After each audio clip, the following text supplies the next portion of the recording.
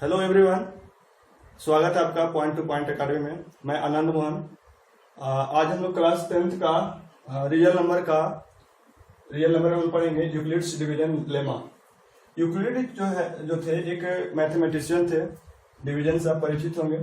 और लेमा हम लोग आगे पढ़ेंगे कि लेमा क्या होता है। सबसे पहले कुछ एग्जाम्पल हम लोग समझते हैं। तो एक आपके 19 को हम 3 से अगर हम डिवाइड करते हैं तो कितने बार में? 6 बार में। ये कितना आएगा? इसको क्या बोलते हैं हम लोग? रिमाइंडर बोलते हैं। अगर इसी को अगर 2 को अगर 4 में अगर डिवाइड करते हैं, 4 को 2 से डिवाइड करते हैं तो कितना आएगा? 2 2 जा 4 हो जाएगा। अब देखिए ये जो है, देखिए इसमें इसका भी कुछ नाम होगा। यहाँ पर इस पर जो भी डिजिट हम रखते हैं उसका कुछ नाम होगा, प्रॉपर नाम होगा।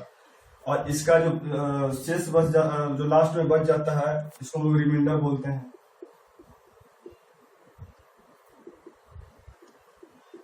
रिमाइंडर बोलते हैं। इसको हम लोग कोसेंट बोलते हैं।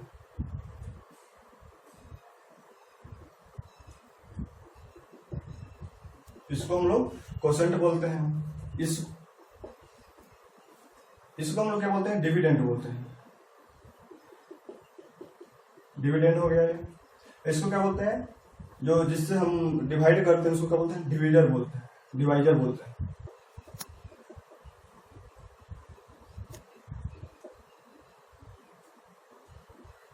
डिवाइजर बोलते हैं। तो इसका प्रॉपर नाम है डिवाइजर हो गया, इसका प्रॉपर नाम हो गया डिविडेंड हो गया, इसका कोसेंट इसको बोलते हैं। और जो लास्ट में जो शेष हमारा बच जाता है उसको हम लोग क्या बोलते हैं? रिमाइंडर बोलते हैं।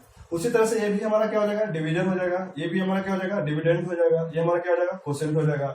और जो रिमाइंडर जो हमारा कितना हो जाएगा? रिमाइंडर हमारा यहाँ पर 0 हो जाएगा।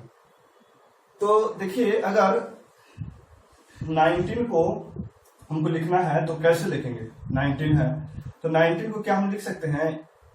3 को अगर 6 में अगर हम मल्टीप्लाई करते हैं, 3 को 6 में मल्टीप्लाई करते हैं और ये क्या है? रिमाइंडर जब जोड़ देते हैं तो हमारा क्या बन जाता है? यह जो है 3 6 कितना होता है? 18 और 1 19। और जब 19 क्या है, दोनों एक दूसरे से इक्वल हो गया। इसी तरह से जो है इसमें भी क्या हो जाएगा? तो 4 है। डिविडेंड कितना हमारा है? 4 इक्वल टू कितना? तो इसको मल्टीप्लाई करेंगे तो कितना होगा? 2 मल्टीप्लाई 2 प्लस कितना रिमाइंडर बचा हमारा? 0 बचा है। तो इस तरह से अगर इसी को अगर हम अगर इक्वेशन में अगर हम लिखना चाहें तो इसको हम कोई प्रॉपर नेम से इसको हम डिनोट करते हैं। जैसे डिविजन को हम लोग क्या बी से डिनोट करते हैं, और इसको जो है हम लोग ए से डिनोट करेंगे डिविडेंड को, और कोसेंट को हम लोग क्यू से, और रिमाइंडर को हम लोग आर से डिनोट करते हैं। तो अब 19 जो है, 19 को हम लोग किस चीज से डिनोट किए हैं? डिविडेंड को ए से, तो ए लिख देंगे एक। 3 को हम लोग कितना से डिनोट किए हैं? 3 को हम लोग कितना से डिनोट किए हैं? देखिए 3 को हम लोग बी से डिनोट किए हैं तो बी हो जाएगा। और 6 को हम लोग किससे? क्यू से। और 1 जो है हमारा क्या है? रिमाइंडर है। तो एक में हमें क्या मिल जाता है? एक इक्वेशन मिलता है हमें। इस तरह से अगर हम करें तो क्या हमें प्राप्त होता है? इक्वेशन प्राप्त होता है। ये जो रिमाइंडर जो है, रिमाइंडर यहाँ पर 20 से छोटा होना चाहिए और 0 से बड़ा। रिमाइंडर कितना होना चाहिए? किसी भी डिजिट का रिमाइंडर हमारा कितना होना चाहिए? किसी भी जिससे अगर हम डिवाइड कर रहे हैं उसका रिमाइंडर कितना होना चाहिए? 20 से छोटा या फिर 0 से बड़ा। तो इसको समझने के लिए हम क्या करते हैं कि कुछ एग्जाम्पल समझते हैं। जैसे देखिए अगर हम 2 को 4 से अगर हम डिवाइड करते हैं तो कितने बार में डिवाइड हो जाएगा मित्रों? इफ 2 2 जा 4 हो जाएगा। कितना इसका रिमाइंडर 0 आ गया। अगर इसी तरह से अगर 4 है, अगर 5 से अगर हम डिवाइड करते हैं तो 2 2 जब 4 कितना जाएगा हमारा रिमाइंडर 0। चलिए अब इसी तरह से हम 6 को अगर हम करते हैं तो कितना आ जाएगा 0 आएगा। चलिए अगर इसी तरह से 2 को 7 से अगर करते हैं तो 3 बार में कितना, यहाँ पर देखिए मित्रों कि अगर 2 से अगर हम किसी भी नंबर में अगर हम डिवाइड कर रहे हैं तो हमेशा जो रिमाइंडर जो है हमारा 0 और 1 दे रहा है। क्या दे रहा है 0 और 1। 2 का रिमाइंडर हमारा कितना दे रहा है 0 और 1 हमारा रिमाइंडर दे रहा है। तो हम लोग पढ़े अभी जाने कि जो जिससे हम लोग डिवाइड करते हैं उससे क्या होता है रिमाइंडर छोटा होता है। अब देखिए 0 और 1 आया रिमाइंडर, अगर 3 से अगर हम डिवाइड करते हैं 6 को तो 2 बार में हो गया, ये आपका 0 आ गया। अगर 3 को अगर अभी 7 से करते हैं तो कितना आ जाएगा, इसका रिमाइंडर 1 आ जाएगा। कितने बार में 2 बार में। अगर 3 को इसी तरह से अगर 8 बार में करेंगे तो कितना आएगा रिमाइंडर 2 आ जाएगा। अगर 3 को वही 9 बार में हम करते हैं तो कितना आता है 9 आया था 0 आता। तो अब यहाँ देखिए 3 का में भी क्या हो रहा है, 3 में भी 0 आया पहले, फिर रिमाइंडर 1 आया, फिर रिमाइंडर हमारा 2 आया, फिर देखिए फिर शुरू हो गया 0 से। 2 के बाद क्या आने लगा फिर 0। अगर 3 अगर 9 को अगर 10 से अगर डिवाइड करेंगे 3 से तो हमारा कितना आएगा रिमाइंडर 1 आएगा। तो इसका मतलब कि 3 का जो रिमाइंडर हमेशा कितना आएगा, 3 का रिमाइंडर जो हमेशा 0 1 और 2 ही आएगा, इससे कोई आ ही नहीं सकता रिमाइंडर। अगर इसी तरह से अगर 4 का अगर हम निकालें तो क्या हो जाता है कि 0 हो जाएगा 1 हो जाएगा 2। अब देखिए इसमें क्या था कि रिमाइंडर कहां तक आया 2 तक, यानी कि जिससे हम डिवाइड कर रहे हैं उससे एक कम तक हमारा रिमाइंडर आ सकता है। तो क्या हम नहीं लिख सकते हैं 3 यहां लिख सकते हैं। अगर उसी तरह से 5 का अगर रिमाइंडर हम निकालें कि कौन कौन हमारा 5 का अगर 5 से अगर हम डिवाइड करते हैं तो कौन कौन सा जो है रिमाइंडर आता है, तो ये 4 तक आएगा। अगर 6 का रिमाइंडर जब निकालिएगा तो कितना आएगा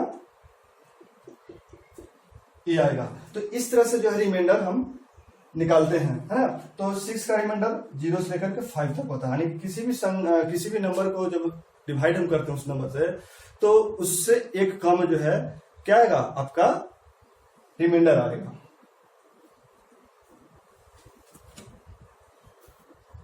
तो ये समझे हम लोग रिमाइंडर के बारे में हम लोग समझ गए। अगर हम इस चीज को हम लोग ऐसे लिखते हैं, बी को हम लोग क्या माने थे डिवाइडर माने थे, ए को जो है डिविडेंड माने थे, और क्यू जो हम लोग क्वोशेंट माने थे, और आर जो हमारा रिमाइंडर माने थे। तो इस तरह का हम लोग फॉर्मेशन कर सकते हैं।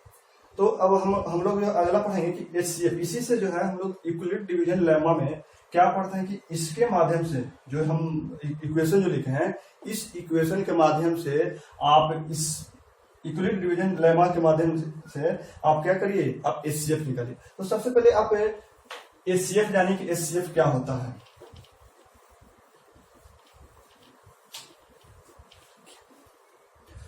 अब देखिए जो एचसीएफ जो होता है, एचसीएफ का फुल फॉर्म आप इस चीज से परिचित होंगे। तो एचसीएफ का फुल फॉर्म क्या होता है, हाईएस्ट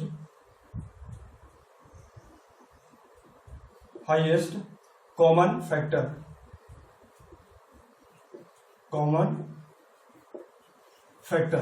हाईएस्ट कॉमन फैक्टर। अगर 8 एंड 12 का अगर हमको एचसीएफ निकालना हो तो सबसे पहले हम क्या करते हैं कि 8 का फैक्टर निकालते हैं। कॉमन फैक्टर कर रहा है तो फैक्टर की चर्चा यहाँ कर रहा है। तो 8 का फैक्टर कौन होगा, 1 होगा, 2 होगा, 3 होगा, सॉरी 3 नहीं होगा, 4 हो गए और 8 होगा। अब इसी तरह से 12 का जो हम फैक्टर निकालते हैं तो 1 होगा, 2, 3, 6, 12, 4 छूटेगा, 4 भी आएगा ना। चलिए तो ये आपका क्या निकल गया, फैक्टर निकल गया 8 का और 12 का जो फैक्टर निकल गया। अब क्या करना है, हाईएस्ट कॉमन माने क्या होता है, कॉमन माने ये होता है कि आपको दोनों में शामिल होना चाहिए। आपको 8 में भी मिल जाए वही चीज और 12 में भी वही चीज आपको मिल जाए। तो देखिए 1 भी मिल रहा है, यहाँ भी मिल रहा है, तो ये क्या, इस तो सबसे स्मॉलेस्ट फैक्टर है। तो स्मॉल, इससे आगे हम बढ़ते हैं 2, तो 2 इसमें भी शामिल है, 2 इसमें भी शामिल है। 4 अगर देखते हैं यहाँ पर, ये तो 4 जो है इसमें भी शामिल है और इसमें भी शामिल है। अगर देखें 4 के बाद तो 8 है, तो 8 मिल जाए। तो 8 को देखते हैं क्या, 8 इसमें है लेकिन इसमें नहीं है, इसमें देखिए 6 है तो इसमें भी 6 नहीं है। तो जो कौन सा मिल रहा है हमारा फैक्टर, हमारा फैक्टर जो है 4 मिल रहा है, और यही 4 हमारा क्या बन जाता है, यही हमारा 4 जो है HCF बन जाता है। तो HCF ऑफ 8 एंड 12 का कितना हो जाएगा, HCF 4 हो जाएगा। तो इस तरह से हम लोग जनरल जानते हैं HCF, लेकिन हम लोग यूक्लिड डिवीजन के माध्यम से क्या करेंगे, HCF जानेंगे। तो इसमें सबसे पहले कुछ डेफिनेशन है, उसको समझ लेते हैं, उसके बाद हम आगे। तो थ्री डेफिनेशन हम लोग जानेंगे। पहला जो हमारा एल्गोरिदम है, क्या है, एल्गोरिदम। तो एल्गोरिदम सबसे पहला जो एक वर्ड आता है हमें, जब इसमें पढ़िएगा तो एल्गोरिदम आता है, लेमा आता है, और इसको एक थ्योरम है। तो थ्योरम के बारे में पढ़ेंगे। सबसे पहले एल्गोरिदम किसको कहते हैं, तो एल्गोरिदम उसे कहते हैं जो किसी अगर प्रॉब्लम को सॉल्व कर रहे हैं, तो सॉल्व करने जब हम कोई प्रॉब्लम को सॉल्व करते हैं तो स्टेप बाय स्टेप जब हम गुजरते हैं, उसी को हम लोग क्या बोलते हैं। पहला जो हमारा एल्गोरिदम है, क्या है, एल्गोरिदम। तो एल्गोरिदम सबसे पहला जो एक वर्ड आता है हमें, जब इसमें पढ़िएगा तो एल्गोरिदम आता है, लेमा आता है, और इसको एक थ्योरम है। तो थ्योरम के बारे में पढ़ेंगे। सबसे पहले एल्गोरिदम किसको कहते हैं, तो एल्गोरिदम उसे कहते हैं जो किसी अगर प्रॉब्लम को सॉल्व कर रहे हैं, तो सॉल्व करने जब हम कोई प्रॉब्लम को सॉल्व करते हैं तो स्टेप बाय स्टेप जब हम गुजरते हैं, उसी को हम लोग क्या बोलते हैं, एल्गोरिदम बोलते हैं। तो इसका डेफिनेशन है कि N algorithm is series of step for the solving the problem. कह रहा है कि एल्गोरिदम क्या है कि सीरीज है, किसका सीरीज है, तो स्टेप, जब स्टेप बाय स्टेप जब उससे गुजरिएगा, है ना, फॉर द सॉल्विंग, किसके लिए स्टेप हम लोग करते हैं, तो सॉल्विंग द प्रॉब्लम, जो भी प्रॉब्लम हमें होता है जब बनाने में, तो इसके लिए हम लोग क्या करते हैं, प्रॉब्लम को सॉल्व करने के लिए सीरीज में हम लोग स्टेप बाय स्टेप चलते हैं। अगला जो हमारा है लेमा। लेमा एक जो है एक स्टेटमेंट है, एक प्रूविंग स्टेटमेंट, जो पहले ही से जो वो प्रूव रहेगा, ऑटो प्रूव रहेगा वो। तो lemma is a proven statement, वो पहले ही से प्रूव रहेगा, आपको स्टेटमेंट जो पहले प्रूव रहेगा, और उस प्रूव रहेगा, उसी प्रूव स्टेटमेंट को यूज करके, उसी प्रूव स्टेटमेंट को यूज करके अनदर स्टेटमेंट में हम लोग क्या करते हैं, प्रूव करते हैं। अनदर जो स्टेटमेंट नहीं प्रूव है उसको क्या करते हैं, उसको हम लोग प्रूव करते हैं, उसी को क्या कहते हैं, लेमा कहते हैं। अगला जो है हमें यूक्लिड डिवीजन लेमा, इसका जो थ्योरम जो है, कह रहा है given two positive integers A and B, कह रहा है कि हम दो इंटीजर लेंगे, कैसा इंटीजर, पॉजिटिव इंटीजर लेंगे। कौन है, मान लो suppose A and B, there exist unique integers. कौन सा इंटीजर्स, यूनिक, एक अलग तरह का इंटीजर हम क्या करेंगे, यह जो है इंटीजर्स क्यू एंड क्या सेटिस्फाई, इस इक्वेशन को क्या करता है, क्यू एंड आर जो है एक यूनिक इंटीजर्स है क्यू और क्या करता है, इस इक्वेशन को सेटिस्फाई करता है, क्या करता है, सेटिस्फाई करता है। और हम लोग अभी इसके पहले ही जाने हैं कि रिमाइंडर आर जो हमारा क्या है, रिमाइंडर है। तो रिमाइंडर हम लोग अभी ही जाने हैं कि रिमाइंडर क्या होता है, 0 से बड़ा और 20 से क्या होता है, छोटा होता है। तो अब हम लोग कुछ क्वेश्चन सॉल्व करते हैं तो ज्यादा समझ में आएगा। तो एक प्रश्न है कि use Euclid division algorithm to find the HCF of, कह रहा है कि यूक्लिड डिवीजन के माध्यम से आप क्या करिए, इस दो पॉजिटिव इंटीजर्स से आप क्या करिए, तो आप एचसीएफ निकालिए। तो हम लोग इसके पहले हम लोग निकाले थे, जब एचसीएफ पढ़े थे तो इसका निकाले थे कि इसका एस कितना आया था, 4 आया था इसका एचसीएफ। तो इस मेथड से जो है कैसे इसका 4 आता है, तो सबसे पहले देखते हैं। तो सबसे पहले हमारा जो इक्वेशन था क्या था, ए इक्वल टू क्या था, बी क्यू प्लस आर, ये था। तो ए और बी, तो सबसे पहले ए बी, तो ए बी जो है यही आपका ए बी है, तो ए कौन होगा और बी कौन होगा, तो ए जो है हमेशा आपका बी से बड़ा होगा। तो अब देखिए इसमें ए कौन है, इसमें तो ए आपका कौन है, ए हमें 12 मिला, ठीक, और बी क्या है, छोटा है, क्या है, छोटा है, 12 से छोटा है, तो ऐसे करेंगे। अब क्या करेंगे हम कि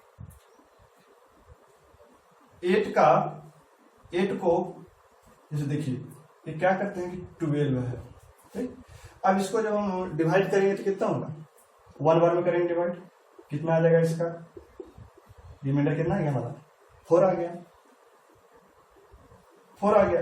अब देखिए इसी को हम लोग क्या करते हैं, इसी को हम लोग किए थे बी क्यू, तो ये हमारा बी था, ये हमारा क्यू था, मल्टीप्लाई किए थे, तो यानी कि 8 मल्टीप्लाई कितना हो जाएगा 1, और अब देखिए 8 + 1 आ गया, तो अब 8 में हम क्या ऐड करें कि 12 हो, तो 8 को कितना यानी कि 4, ये 4 हमारा क्या हो गया, ये आपका रिमाइंडर हो गया, और 1 क्या है, क्वोशेंट हो गया, और बी क्या है हमारा, बी हम आपका डिविडेंड हो गया, बी क्या हो गया हमारा डिविडेंड,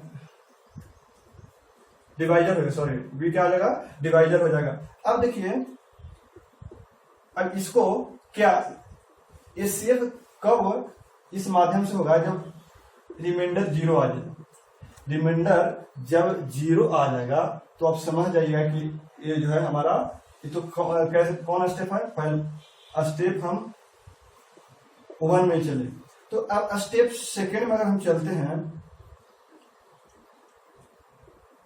स्टेप सेकेंड में तो 0 तो हमारा आर का वैल्यू आया नहीं, तो स्टेप सेकेंड चलना पड़ेगा। अगर स्टेप 0 नहीं आ रहा तो आपको स्टेप बाय स्टेप आपको बढ़ते रहना है, तो हमारा तो रिमाइंडर 0 नहीं आया है, तो अब यहाँ पर आता है स्टेप 2 में ए और बी भी हमको लेना पड़ता है, तो ए जो है बी जो पहले जो था वो हमें ए बन जाता है, और आर जो है बी बन जाता है, आर क्या बन जाता है, क्या बन जाता है, बी बन जाता है। तो बी की जगह पर कितना था 8 था, और आर की जगह पर 4 था, तो ये हमारा 2 मिल गया। अब इसी से अब क्या करेंगे, अब ए, तो ए को तो हम यहाँ लिखेंगे यहाँ 4, तो 4 कितना बार में इसको डिवाइड करेंगे 2 बार में, और 4 2 जा कितना होगा 8 में कितना ऐड करेंगे कि 8 हो जाएगा, 0 ऐड करेंगे।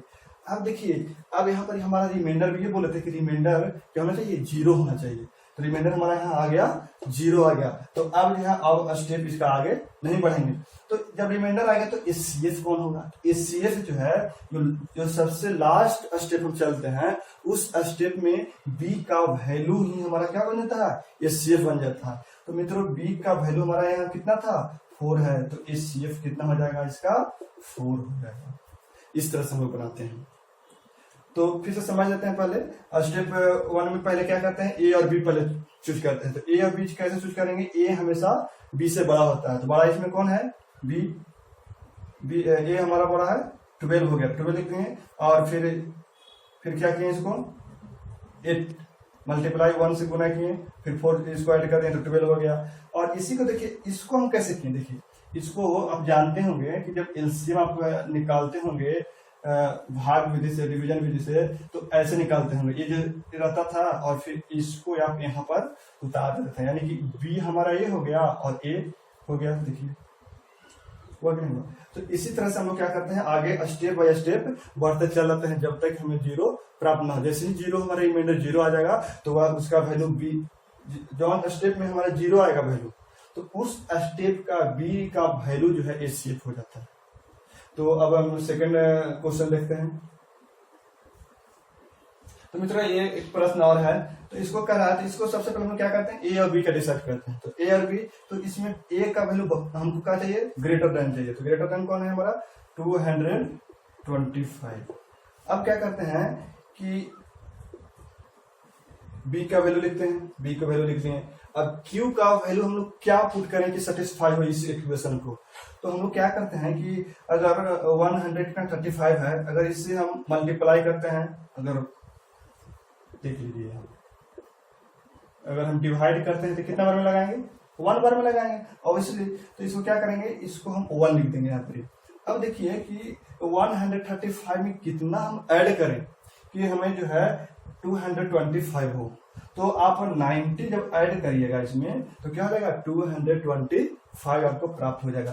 तो ये 90 आपका क्या हो गया, ये आपका हो गया रिमाइंडर हो गया। तो क्या रिमाइंडर हमारा 0 आया? नहीं आया। तो क्या करेंगे हम सेकेंड स्टेप में चलेंगे। क्या चलेंगे? ये जो स्टेप कौन था फर्स्ट था, अब स्टेप कौन सा चलेंगे हम? सेकंड चलेंगे। तो सेकंड स्टेप में हमको क्या चाहिए? ए और बी भी चाहिए। सेम वही चीज चलेंगे जैसे स्टेप 1 में चले थे। तो स्टेप 1 में हमारा ए कितना था? ए हमारा ये था और बी हमारा था। तो स्टेप सेकंड में हमारा ए कौन हो जाएगा? हम बता रहे थे कि ए जो है बी हो जाता है। ए क्या हो जाएगा? हमारा बी हो जाएगा। तो ए का वैल्यू हमारा कितना हो जाएगा प्राप्त? इतना हो जाएगा। और बी कितना हो जाएगा? 90 हो जाएगा।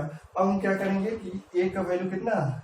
135 इक्वल टू, अब देखिए 90। अब 90 में कितना हम भागा, इसमें कितना हम डिवाइड करें तो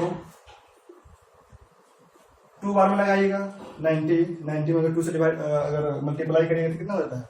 180। तो ये 18 से छोटा है, 80 से छोटा, 180 से छोटा है। तो क्या करेंगे? 1 बार में लगाएंगे। 1 बार में लगाएंगे तो कितना हो जाएगा? ये 90 में कितना जोड़ेंगे कि ये जो हमें 135 होगा? तो ये 45। अब देखिए फिर भी हमारा रिमाइंडर 0 नहीं आया। रिमाइंडर 0 नहीं आया तो फिर हम अगले स्टेप में जाएंगे। तो स्टेप नंबर 3 में जो है, अब इसमें हमारा ये क्या होता है? ए हो जाता है। ये क्या हो जाता है? हमारा बी हो जाता है। आर का वैल्यू बी हो जाता है और बी का वैल्यू हमारा ए हो जाता है। तो ए इसमें क्या हो गया? ए हमारा हो गया 90 और बी का वैल्यू कितना हो गया? 45 हो गया। अब 45 हो गया। अब देखिए अब इसे निकालते हैं तो ए का वैल्यू यहाँ 90 लिख दिए और बी का वैल्यू 45 लिख दिए। अब देखिए अब 45 में इससे जब मल्टीप्लाई करेगा कि 90 आएगा, कितना बार में आएगा? 190 2 बार में आएगा। तो हम यहाँ क्या करते हैं कि 2 लिख देते हैं। अब जो है 45 2 कितना हो जाता है? 90 हो जाएगा यहाँ पर। अब 90 में कितना जोड़ेंगे कि 90 आएगा? 0 जोड़ेंगे। तो ये क्या हो जाएगा? 0 जोड़ दिए। अब बताइए मित्रों कि अब यहाँ पर 0 आया। हम क्या बताए थे कि जब जैसे ही जिस स्टेप में हमारा रिमाइंडर 0 हो जाए तो हम क्या करेंगे? वह रुक जाएंगे। और स्टेप 3 में हम बताए थे कि बी का वैल्यू जो रहेगा वही एचसीएफ होगा। तो बी का वैल्यू हमारा क्या था? 45 था, यानी कि एचसीएफ इसका क्या हो जाएगा? एचसीएफ हमारा 45 हो जाएगा। तो ये आपका 2 प्रश्न है और इस 2 प्रश्न को आप सॉल्व करिए, अभ्यास करिए और इसको सॉल्व करके आप कमेंट बॉक्स में इसका एचसीएफ कितना आएगा, इसका कितना एचसीएफ आएगा, उसको आप कमेंट बॉक्स में लिखकर हमें भेजें। तो अगले वीडियो के लिए आप चैनल को सब्सक्राइब कर लें। जो नए होंगे वो सब्सक्राइब कर लें। अगर वीडियो आपको अच्छा लगा होगा तो लाइक जरूर कर दें। तो आपको ये वीडियो देखने के लिए बहुत बहुत धन्यवाद।